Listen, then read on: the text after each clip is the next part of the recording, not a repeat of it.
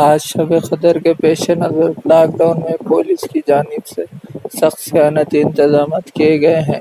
شہر نظام آباد اربن میں منجملہ 6 ٹاؤن ہیں۔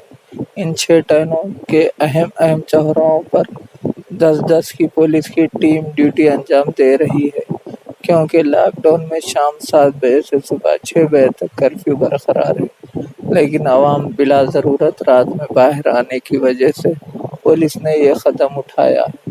واضح رہے کہ آج شب قدر ہے، جس کی وجہ سے نوجوان باہر آ سکتے ہیں، اس لیے احتیاطاً پولیس نے اہم چوراہوں پر سخت بندوبست کیا ہوا ہے، لہٰذا نوجوانوں سے اپیل کی جاتی ہے کہ گھروں سے باہر نہ نکلیں۔